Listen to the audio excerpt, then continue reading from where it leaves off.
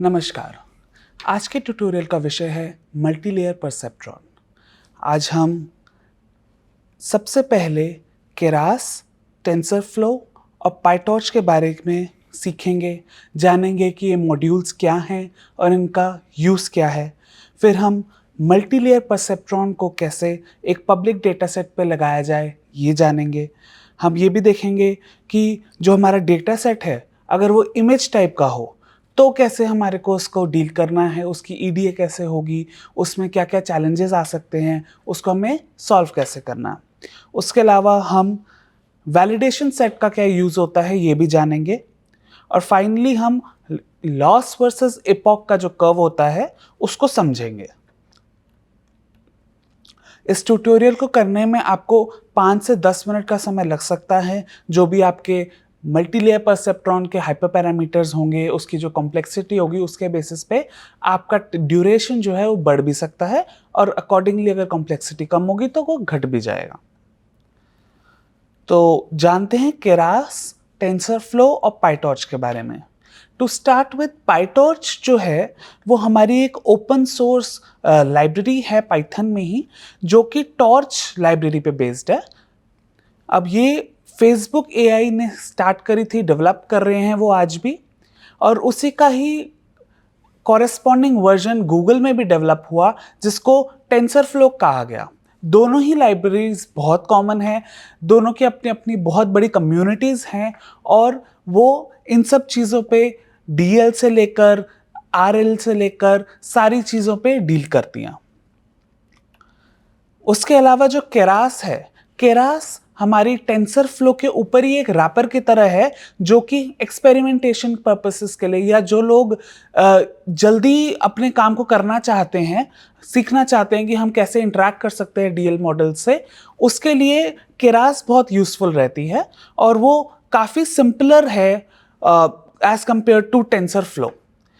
यहाँ पे ये बात भी जानना ज़रूरी है कि टेंसरफ्लो और पाइटॉर्च जो है वो लो लेवल लैंग्वेजेस ज़्यादा हैं, तो वहाँ पे ज़्यादा आपको फ्लेक्सिबिलिटी मिलती है कि आप अपने मॉडल को कैसे ट्रेन करें, उसमें क्या क्या चीज़ें आप ट्यून कर सकते हैं, चेंज कर सकते हैं।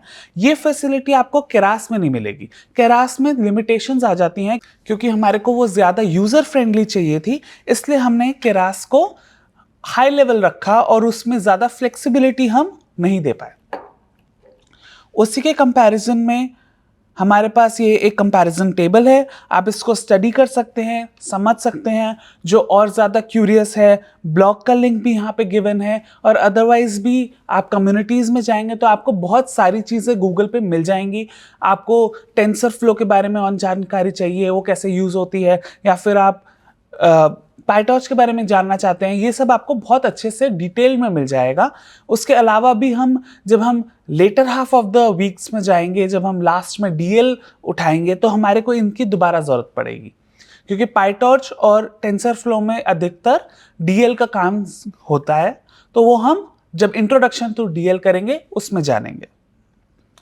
अच्छा, यहाँ पे आप ये भी क्वेश्चन पूछ सकते हैं कि भाई साइकिट लर्न हम आज तक यूज़ करते आए मशीन लर्निंग के लिए, तो साइकिट लर्न का यूज़ क्यों नहीं किया गया? वहाँ पे क्या ये इम्प्लीमेंटेशंस अवेलेबल नहीं है न्यूरल नेटवर्क की? तो आप जानेंगे कि मशीन लर्निंग की लाइब्रेरीज के साथ साथ थोड़ी बहुत न्यूरल नेटवर्क की इम्प्लीमेंटेशंस जो कि डीएल साइड पे आ जाता है वो भी अवेलेबल है यहाँ पे।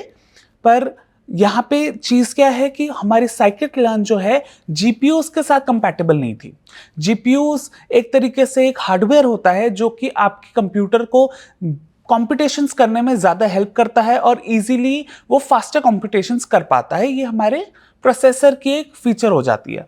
तो वो चीज़ साइकिट लर्न में हमारे को अवेलेबल नहीं है, वो साइकिट लर्न उसके लिए कंपैटिबल नहीं है, इसलिए हमारे को टेंसरफ्लो और पाइटॉर्च जैसी लाइब्रेरीज बनानी पड़ी। तो अब आते हैं प्रॉब्लम स्टेटमेंट में।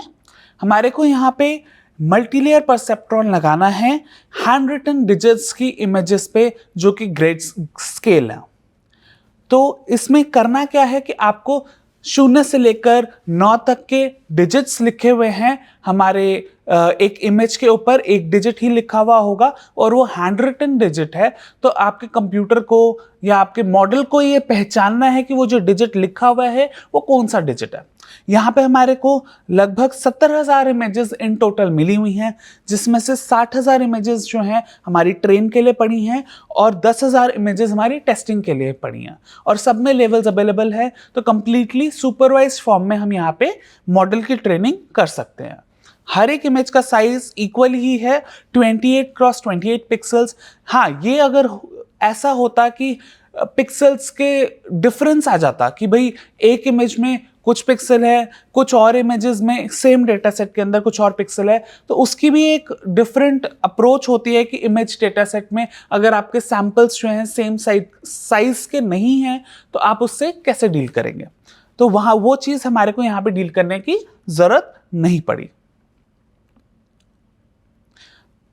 हमेशा की तरह अब हम पैकेजेस को इंपोर्ट करने से स्टार्ट करते हैं। तो हमने यहाँ पे पैंडास, नमपाई और मैटप्लॉटलिब जो हम हमेशा यूज़ करते हैं, बार बार हमारे को इनकी ज़रूरत पड़ती है। ईडीए के लिए हमारे को कोई कैलकुलेशन करनी होती है, उसके लिए हमारे को कोई विजुअलाइजेशन करनी होती है, उसके लिए तो ये लाइब्रेरीज तो हमारी पेट हैं कि हम ये यूज़ करेंगे ही।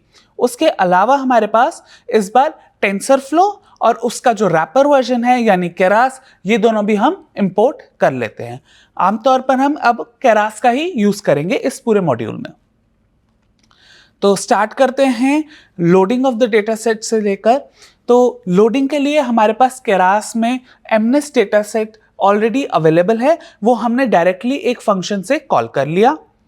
mnes.load डेटासेट जो फंक्शन है उससे हमने xtrain, ytrain, xtest और ytest को डायरेक्टली इन्वोक कर लिया। यहाँ पे हमारे को वो मेहनत भी नहीं करनी पड़ी कि पहले हमारे को पूरा डेटा सेट कॉल कर रहा है, फिर हमारे को उसको स्प्लिट करना है। ये सब चीज़ें हमारे को ईज के लिए ऑलरेडी ये इनबिल्ट फंक्शन के तौर पे दे दी गई है, तो इससे हमारा काम बहुत आसान हो गया। फिर हमने टेस्टिंग करी कि हाँ भाई हमारी एक्चुअली हमारे को जो इन्फॉर्मेशन दी गई थी, जो डिस्क्रिप्शन में दी गई थी, वो वैलिड है या नहीं एक्चुअली में। तो हमने देखा कि ट्रेन डेटा सेट की जो शेप है वो 60,000, 28 है। इसका मतलब है कि हमारे पास 60,000 इमेजेस हैं जो कि लेंथ 28 और ब्रेथ 28 की हैं। मतलब हमारे इमेज का साइज 28x28 हो गया। वैसे टेस्टिंग में देखें तो वहाँ पे भी हमारी सारी इमेजेस का साइज जो है वो 28x28 है, और वहीं हमारा जो टेस्टिंग इमेजेस के नंबर्स हैं वो 10,000 है। हाँ, तो ये वैलिडेट हो गया कि हमारे को जो डिस्क्रिप्शन में इंफॉर्मेशन मिली थी हमारे पास वही है। हमेशा याद रखें, ये एक प्रैक्टिस बना के चलें कि भले ही आपको कोई भी कंपनी में आप जहाँ पे मशीन लर्निंग का मॉडल लगा रहे होंगे, आपको कोई भी डिस्क्रिप्शन दिया हुआ होगा कि हमारा डेटा ऐसा है, हमने ये चीज़ें करके ऑलरेडी आपको दी हैं, तो आप उसको वैलिडेट ज़रूर करें। एज अ डेटा इंजीनियर जब भी आप मशीन लर्निंग में कहीं पर भी कोई चीज़ यूज़ कर रहे हैं तो आपको अपने डेटा की सारी इन्स एंड आउट्स पता होने चाहिए। ऐसा नहीं होना चाहिए कि आप ये सोचें कि हाँ भाई ऐसा उन्होंने लिखा है तो ज़रूरी है कि वैसा होगा ही। हो सकता है कि डेटा में कुछ डिस्क्रिपेंसीज हों जो कि जो बनाने वाले हैं उसने वो चेक नहीं करी या उससे वो चीज़ मिस हो गई। तो वो चीज़ आपको हमेशा अपने डेटा को एक्सपेरिमेंट के थ्रू, वैलिडेशंस के थ्रू चेक करते जाने हैं कि हाँ जो मेरे इन्फॉर्मेशन पता है वही सारी इन्फॉर्मेशन मेरे को डेटा से भी मिल रही है। उसके अलावा आप कोई एडिशनल इन्फॉर्मेशन है जो आपको दी नहीं गई थी, बट आप इन सब चीज़ों के बेसिस पे ये एडिशनल इन्फॉर्मेशन भी डेटा में से निकाल सकते हैं। वो आप एक्सपीरियंस के साथ ही कर पाएंगे। तो आप इसीलिए ज़्यादा से ज़्यादा डेटा सेट्स उठाइए जो पब्लिकली अवेलेबल हैं, जो भी जिसका भी आपको एक्सेस है, और उन पे एक्सप्लोर कीजिए कि उन डेटा सेट्स में क्या है जो आप यूज़ कर सकते हैं। एडिशनल इन्फॉर्मेशन है, कोई ऐसी चीज़ है जिस पे आप एक्सपेरिमेंट करके कोई नई फाइंडिंग निकाल सकते हैं उस डेटा सेट के बारे में। तो एमएल कम्युनिटी जो है वो काफ़ी अप्रिशिएट करती है इन सब चीज़ों को। आप कैगल पे जाइए, आप अलग अलग डेटा सेट्स उठाइए। आप गवर्नमेंट की वेबसाइट भी है, भारत सरकार की भी एक वेबसाइट है जहाँ पे आपको डेटा सेट्स बहुत सारे अवेलेबल हैं। आप वहाँ से भी जाकर डेटा सेट्स उठा सकते हैं।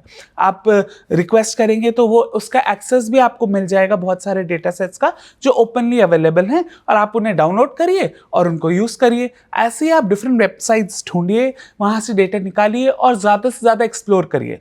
अगर आप रिसर्च में हैं तो वहाँ पे आपको और ज़्यादा डेटा के सेट के बारे में जानना ज़रूरी है। तो आपको जो भी डेटा सेट्स, अलग से अलग तरीके के डेटा सेट्स, कोई नई प्रॉब्लम स्टेटमेंट के साथ या करंट डेटा सेट पे ही आप कोई नई प्रॉब्लम स्टेटमेंट लगाना चाहते हैं, तो वो काफ़ी इंटरेस्टिंग प्रॉब्लम्स हो जाती है जो आप फाइंडिंग के तौर पे अपने रिसर्च पेपर्स में भी लिख सकते हैं और वर्ल्ड में दिखा सकते हैं कि हाँ, आपने भी ML सीखी है और उसके बेसिस पे कोई इन्फरेंसेस आई हैं जो कि अभी तक किसी और ने नहीं निकाली थी। आगे चलते हैं। तो हम यहाँ पे ये तो हमने देख लिया कि भाई हमारी हर एक इमेज 28x28 पिक्सल्स की साइज की है और क्या उनके नंबर्स हैं वो भी हमने क्रॉस वेरीफाई कर लिया। अब हम ये देख लेते हैं कि जो हमारा इमेजेस आई हैं उनमें जो लेबल्स पड़े हैं, क्या वो लेबल्स वही हैं जो हमारे को बताए गए थे। तो देखते हैं।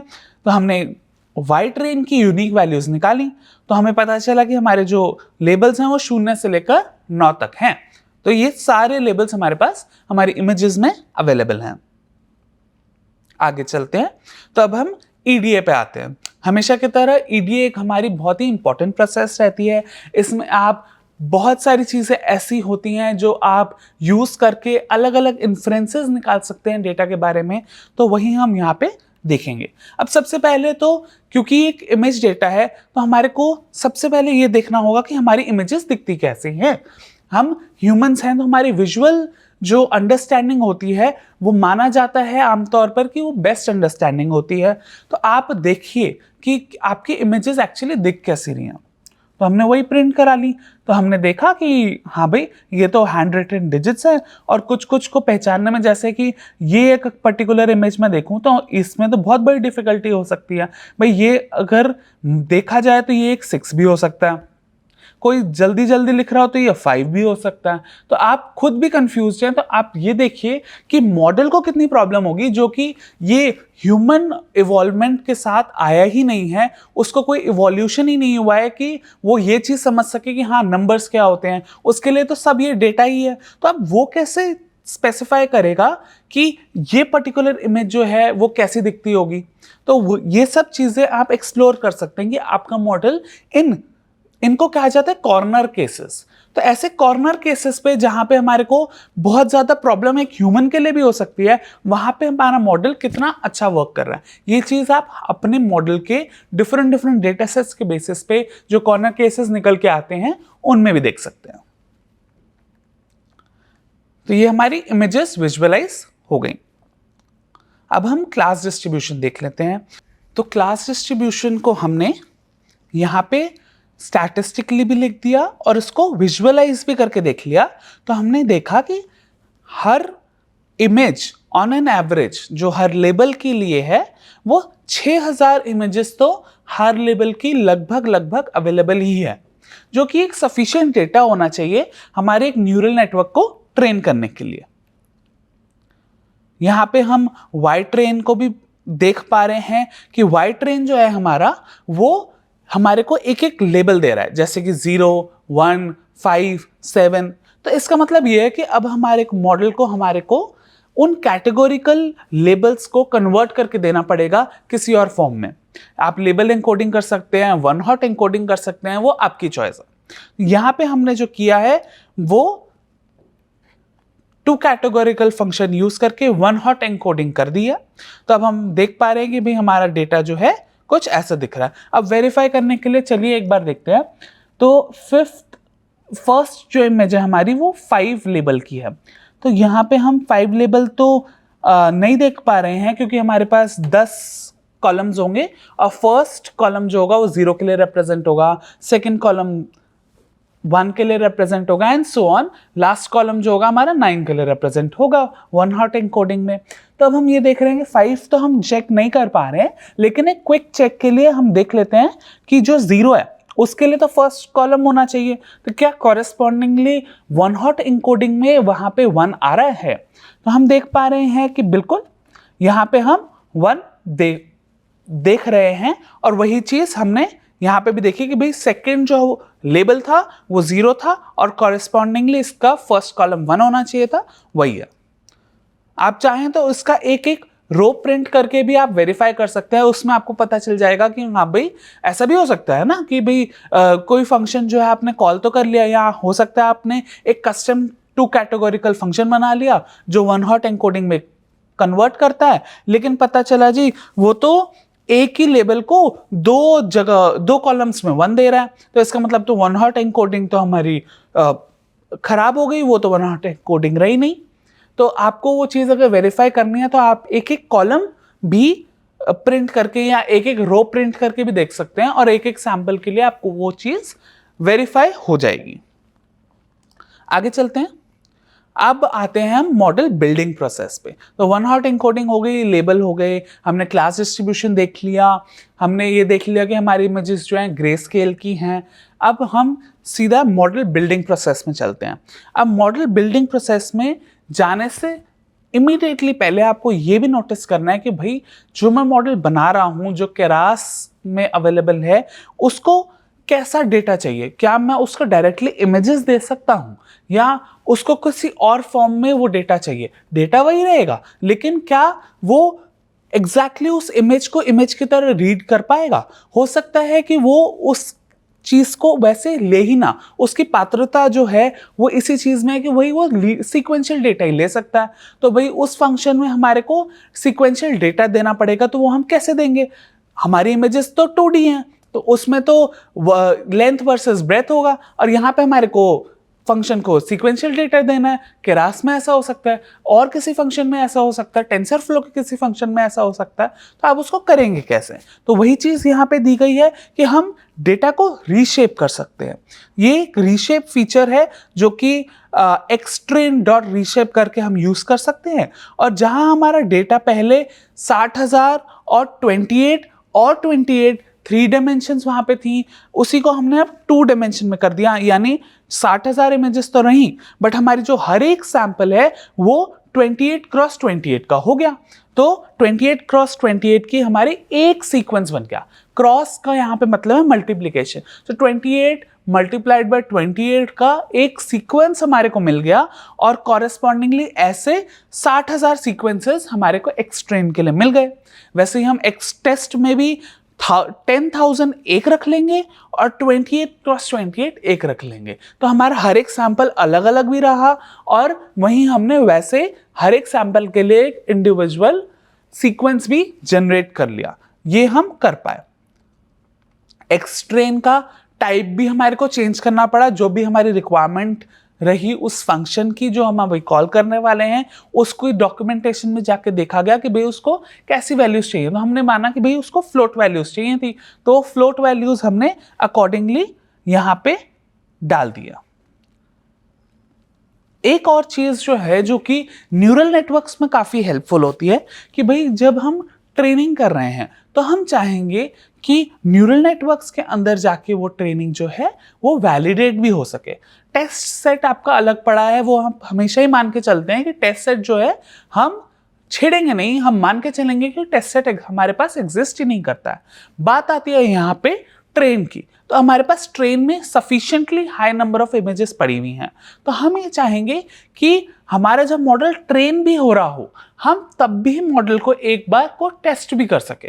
अब यही चीज़ आप कंपनी के पॉइंट ऑफ व्यू से सोचिए कि भैया आप एक कंपनी में बैठे हैं, आपके कंपनी में एक QC डिपार्टमेंट होता है, क्वालिटी चेक का, भाई वो तो अलग ही बैठा है, वो तो आपकी टेस्टिंग के लिए या फिर कोई टेस्टिंग का डिपार्टमेंट होगा, तो वो तो भाई बैठेगा कि भाई आप जो काम करके दे रहे हैं उसकी क्वालिटी कैसी है, आप जो काम करके दे रहे हैं उसकी वैलिडेशन कैसी है, वो टेस्टिंग डिपार्टमेंट करेगा। अब टेस्टिंग डिपार्टमेंट जो डेटा सेट या जो आपके डिफरेंट डेटा सेट्स के ऑप्शंस जो वो बनाकर रखेगा, वो तो डिफिकल्ट प्रॉब्लम्स ही बना के रखेगा। तो आप चाहेंगे कि भाई मेरा जो मॉडल है वो तो हर उस डिफिकल्ट प्रॉब्लम के लिए तैयार रहना चाहिए। तो आपके पास टेस्टिंग डेटा तो अवेलेबल ही नहीं है। मेन आपकी जो मॉडल की रिपोर्ट कार्ड निकलेगी तो उस टेस्टिंग डेटा पे निकलेगी, जो आपके पास कभी है ही नहीं।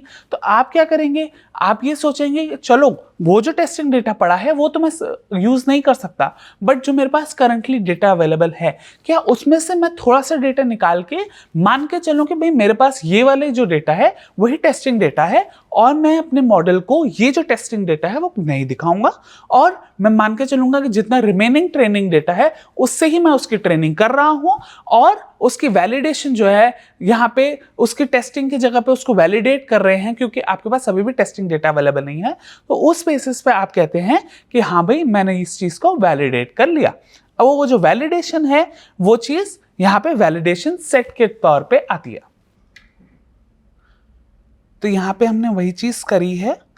एक्सट्रेन और एक्सवैल में हमने एक्सवैल में 10,000 जो लास्ट की इमेजेस थी वो रख ली, और बाकी सारी हमारी एक्सट्रेन में ही पड़ी रही। वही हमने कॉरेस्पॉन्डिंगली लेबल्स भी वाई ट्रेन और वाई वैल में डाल दिया। आगे चलते हैं। तो अब हम मॉडल का स्ट्रक्चर एक बार डिफाइन कर लेते हैं। तो मॉडल का स्ट्रक्चर ऐसा है कि हमने एक डेंस लेयर डाली, उसके बाद हमने एक रेलू डाला, उसके बाद हमने फिर एक डेंस लेयर डाली, और फाइनली एक सॉफ्ट मैक्स लेयर लगा दी। तो ये हमारा सिंपल सा एक मॉडल है जिसमें 2 डेंस लेयर्स हैं। पहली डेंस लेयर में रेलू है, सेकंड डेंस लेयर में फाइनली सॉफ्ट मैक्स लग जाता है, और उसके बाद हमारा मॉडल तैयार है। यहीं पर हमने ऑप्टिमाइजर्स होते हैं जिसके बारे में आप प्रैक्टिकल वीक में ज़्यादा पढ़ेंगे, जो वीक 6 है। प्रैक्टिकल नॉलेज में आप डिफरेंट ऑप्टिमाइजर्स के बारे में सीखेंगे। लॉस फंक्शन हमने यहाँ पे कैटेगोरिकल क्रॉस एंट्रोपी यूज़ किया है, वो तो जाहिर है क्योंकि हमारे पास 10 डिफरेंट क्लासेस हैं। इवैल्यूएशन मीट्रिक हमारा एक्यूरेसी रहेगा, बैच साइज हमारा 60 रहा, और टोटल नंबर ऑफ इपॉक्स जो थे वो हमने 20 रखे। फाइनली हम आते हैं मॉडल ट्रेनिंग पे। यहाँ पे हमने केरास के सीक्वेंशियल मॉडल का यूज़ करा है। डेंस लेयर, फ्लैटन करने का जो फंक्शन होता है वो जाना है, और यहाँ पे रेगुलराइजर भी कॉल किया। तो हमने L2 रेगुलराइजेशन यहाँ पे यूज़ करी है।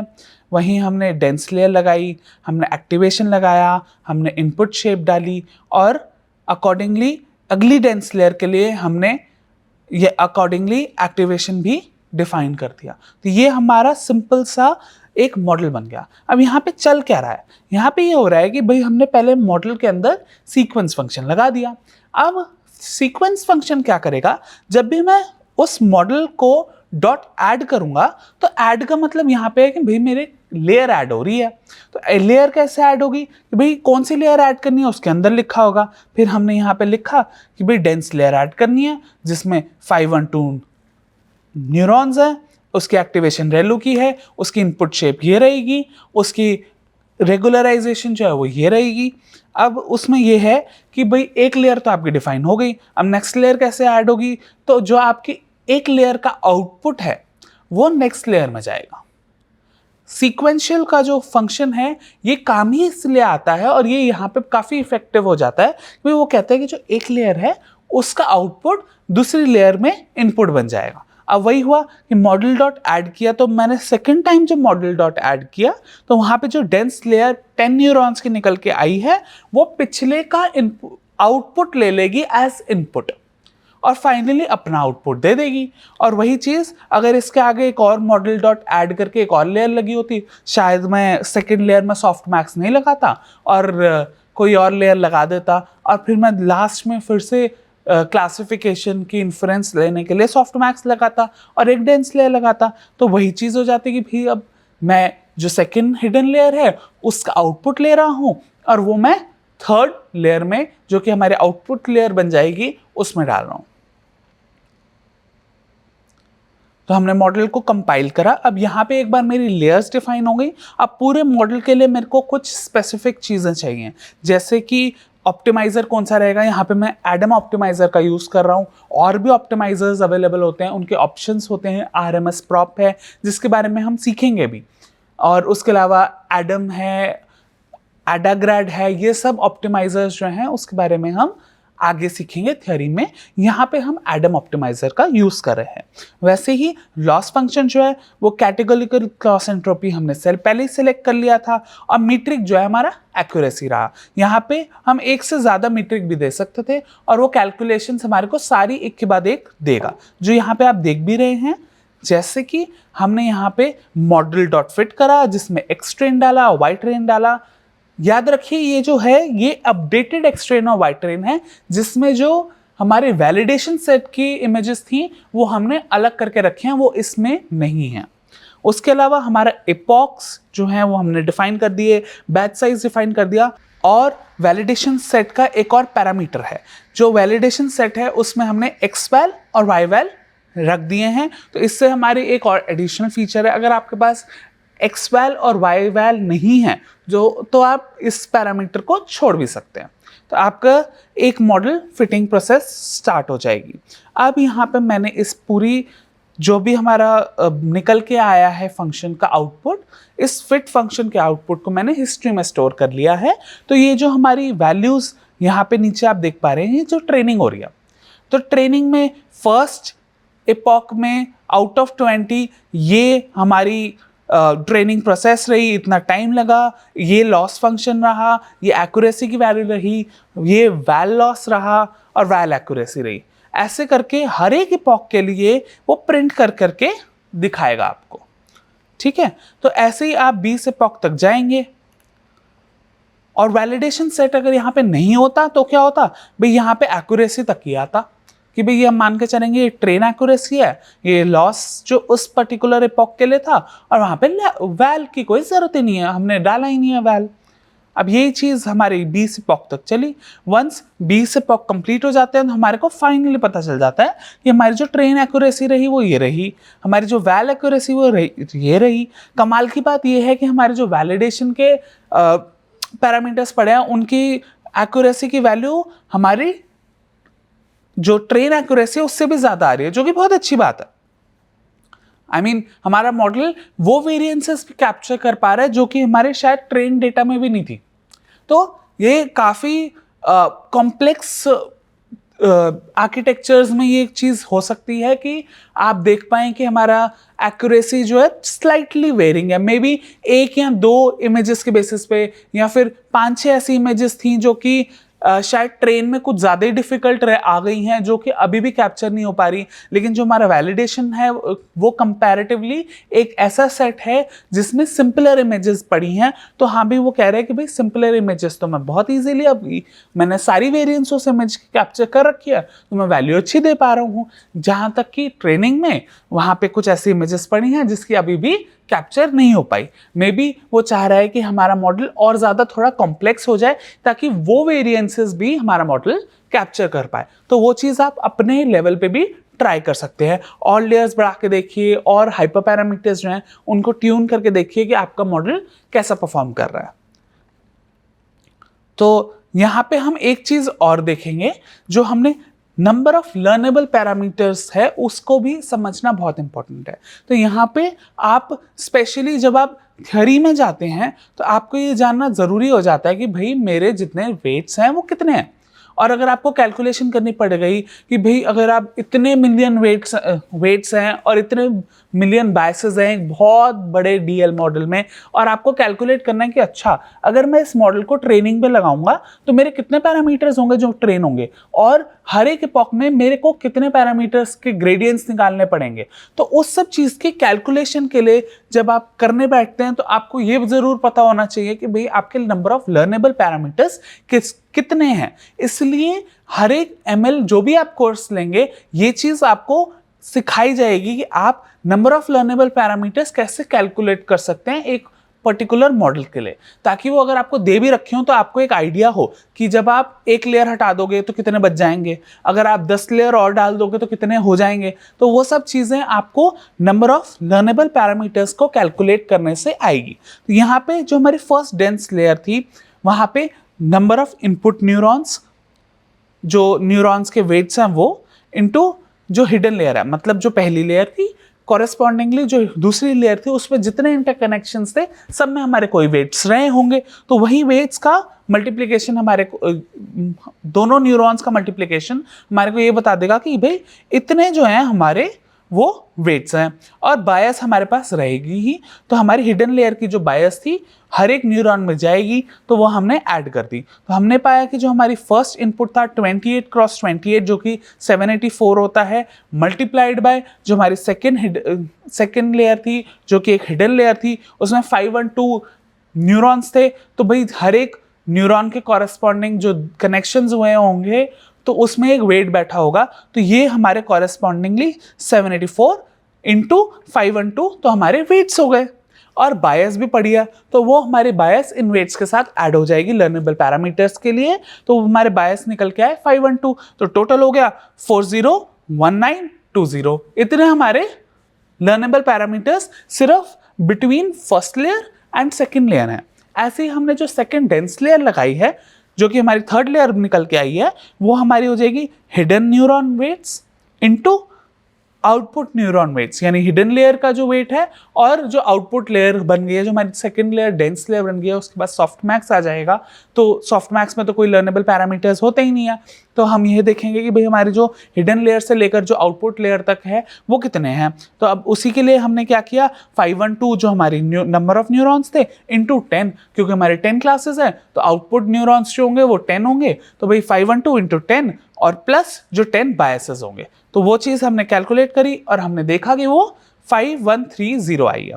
तो अब इन दोनों को ऐड कर लेते हैं, तो हमारा कुछ आंसर जो आना चाहिए वो 507050 आना चाहिए। तो आप ऐड करके देख सकते हैं कि वो वैल्यू आ रही है या नहीं, और आप ऐसे ही वेरीफाई कर सकते हैं। आगे चलते हैं। अब हमारे नंबर ऑफ लर्नेबल पैरामीटर्स भी हमने सीख लिए कि कैसे कैलकुलेट करते हैं, तो हम रिजल्ट्स एंड इंटरप्रिटेशन पे आते हैं। तो हमने देख लिया था कि भाई हमने एक हिस्ट्री स्टोर कर ली थी अपने लॉस की, तो उसी से हम यूज़ करके हम अपना लॉस वर्सेस इपॉक का कर्व बना सकते हैं। अब ये दो तरीके से होता है। यहाँ पे जो हम सीखेंगे वो स्टैटिक तरीका है कि भाई हमारे पास एक बार पूरा मॉडल लर्न हो गया, उसके बाद हम जाएंगे और प्लॉट करके देखेंगे कि हमारी जो परफॉर्मेंस थी मॉडल की वो कैसी रही। दूसरा तरीका ये हो सकता है कि टेंसर बोर्ड एक फैसिलिटी है ऐसी, लॉस के लिए भी और भी बहुत सारे मॉड्यूल्स अवेलेबल है पाइथन में, जो कि क्या करेगा, आपको हर एक इपॉक के लिए वो प्लॉट करता जाएगा और देखता जाएगा कि भी लॉस कितना रहा हर एक इपॉक के लिए, और इपॉक वाइज वो अपडेट होता रहता है। तो यहाँ पे हमने जो स्टैटिक यूज किया है प्लॉट, उससे हमारा कुछ ऐसा डेटा दिख रहा है।